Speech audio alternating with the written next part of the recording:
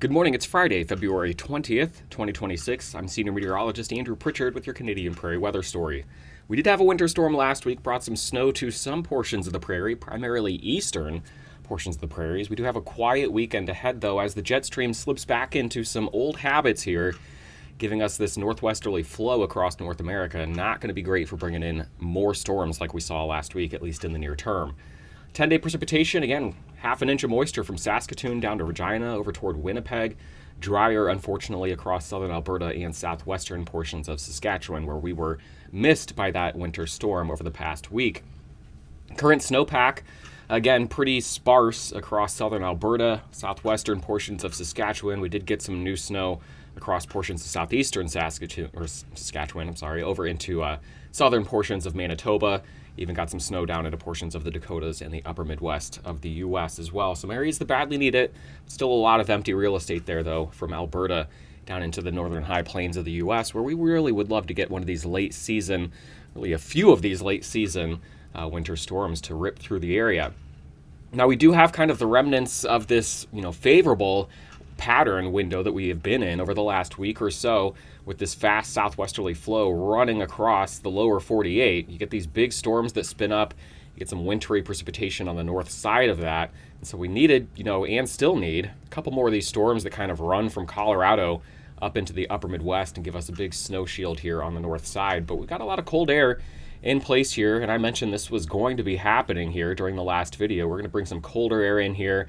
This is how we kind of established that pattern with that fast southwesterly flow running through here, but we're going to lose it as we head through the last week of February into the very beginning of March, at least temporarily. Again, we've got some wintry precipitation ongoing right now, a little light snow falling in Winnipeg this morning. You could probably find some flurries in portions of southern Alberta, but that's really about it as we head through the weekend into the early part of next week. Just going to be dealing with some cold lingering here as we kind of transition not toward a more mild pattern, but this really bitterly cold pattern that we're in right now that I mentioned that we would fall into as we got this southwest flow across North America. It's going to start to relax a little bit as we head into next week, but widespread minus 20 degree readings today as we start off on Friday morning.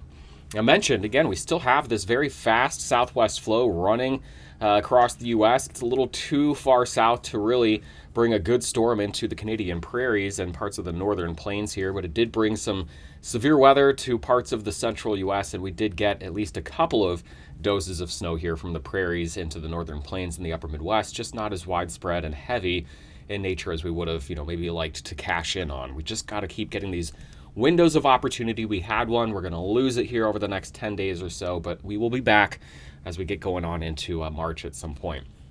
Now, here's the evolution over the next 2 weeks. What happens? We've got the fast southwest flow right now. We lose it as we head into the weekend. We get this big low that just spins here. And, if you looked at the forecast 4 or 5 days ago, this one also kind of followed suit and ejected here, moved in over the western portion of North America, bringing us another run of storm systems here. But now it just kind of sits and spins off the Pacific coast, sending a couple disturbances up over the top of this ridge here. We'll get some opportunities for very light snowfall as we get toward mid and late next week, but this trough just sits off the Pacific coast instead of moving ashore. So as I kind of played this out, I started wondering, I'm like, why did this change? We go right back into this look with northwest flow and clippers, shots of colder air running right through the prairies down into the northern plains of the U.S. And so I took a global view here of our height pattern, and I noticed this huge ridge over the Pacific Ocean. And I know that Matt and Eric have been talking about kind of the global patterns here in some of the longer range, broader videos they post every morning. So I welcome you to kind of check in with those. If you're one of my Canadian Prairie watchers and you only watch my Friday updates, you're really missing out. I assume many of you probably watch the early morning Monday through Friday updates, and they'll break down what's going on here across the Pacific. But this huge ridge is really stopping up the pattern here. We want to get fast flowing jet stream winds across the Pacific running in across North America. We just want really fast flow here loaded with storm systems, and instead it's very amplified, and we get kind of this block over the Pacific Ocean. So this low now kind of just we get storms kind of rolling over the ridge and just spinning here because there's nothing to really push that trough ashore over North America. So you can watch it just kind of drop in here and just spin away through the weekend into early next week, which is incredibly amplified. Almost looks like the Greek letter omega. We sometimes call this an omega block. We'll get this at times over North America, but right now it's over the Pacific. Huge ridge right over the Aleutian Islands, nudging up into Alaska, and that's just going to displace cold air over portions of North America, and it's going to kind of stop up the pattern and give us an interruption in what otherwise looked like a pretty active end to February and beginning of March. So now you're just back in this super amplified pattern, a lot of ridging over the Pacific, over towards Russia, and a lot of, troughing, deep low pressure now over Greenland, and then, at times over toward the Hudson Bay. And so really the effect of this gets us right back into the pattern where we're just kind of northwest flow racing across North America, kind of dominated by troughing in the east, ridging in the west. And that is, when I say ridge west, trough east, it's just not going to be a very active pattern for us here across North America. So I'll stop talking, big picture and just run you through the precip forecast as it stands over the next 10 days or so. Starting off on Friday, again, I mentioned light snow in Winnipeg, some light snow over here in southern portions of Alberta. Take it through the weekend, not a lot going on. I mentioned a pretty quiet weekend, no real impactful precipitation, today through Sunday and Monday. This is when we start to get the opportunity for some little clippers running through the area as we get into Tuesday of next week, into the mid and late part of the week. A couple little systems bringing some precipitation, with them. There's a lot of little disturbances, a lot of little clippers here. We're now into Friday, so just in that 3 to 4 day, time frame, you see 3 to 4 little lows sneaking through, but we're back into clippers that are bringing very light precipitation with them. So it's active, multiple days with flurries in the forecast, but not talking big storms that are going to bring high impact, snow to the region. And we're now all the way to March 5th, and the pattern is still very much, the same.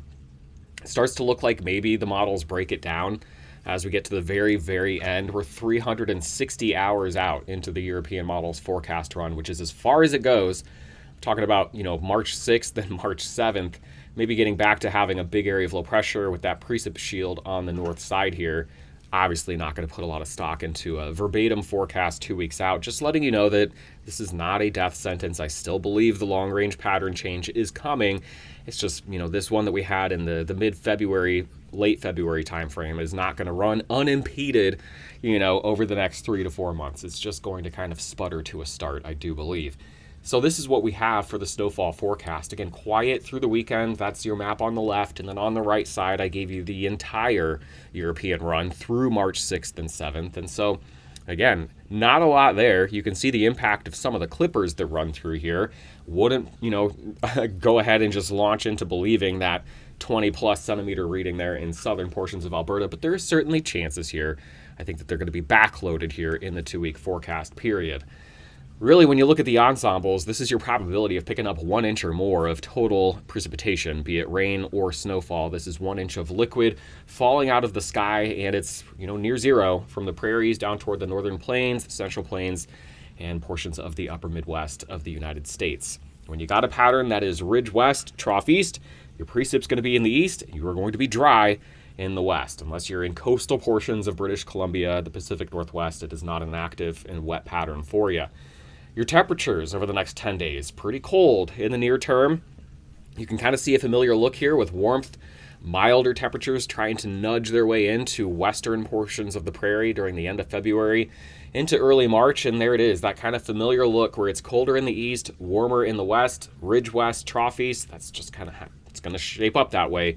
And again, I mentioned this is not the look that we would want for a really active snowy pattern across the Canadian prairies. We want that cold air in the west with the more mild air pushed off toward the east so we can get that, active jet running across the U.S. It is a backed up, blocked up pattern across the Pacific Ocean right now, though, so I would just kind of get used to it being kind of dry over the next 10 to 14 days, and if we get some change here, we'll obviously talk about that in the next 7 days. But as I said, watch Eric and Matt's videos here Friday. This morning you'll have another one. They'll be breaking down what's going on big picture. This is the pattern we get stuck in. First 5 days on the left, days 5 to 10 here over on the right. We're into the very end of February. Still got this northwest flow kind of running across the U.S. And here you can see really good kind of that trough in the east, that faster flow when you see a look like this where the fastest jet stream winds are over maritime Canada, over toward the Atlantic, that means you're just not at all in the right spot for an active pattern. You're going to see the storm systems in the east with just northwesterly flow in the west. You're going to get these clippers that are not very meaningful or impactful at all. Again, this is what we've been through, and this is kind of where we're going back to, at least in the near term. And this is what gives you a precip look like that. If the troughing is in the east, all of the precipitation is going to be east, with ridging in the west, keeping it pretty dry across the west. Your temperatures, again, I mentioned the extremely cold temperatures we have now. That's going to relax a bit. It's still going to be late February cold across the prairies, but you can see from -10 for a high today, you'll be back above freezing in Calgary as we go through the next work week. Edmonton, very similar, -17 for the high today. Think warm thoughts, you'll be back above freezing probably by the mid and late part of next week, at least for a couple of days. Saskatoon, you get a bit of a warm up here as well. Regina, and then here we'll finish with Winnipeg. So we'll talk again a week from today. We're just going to have to kind of wear this misaligned pattern in the near term and hopefully talk about a return to a window of opportunity as we turn the calendar pages over toward March.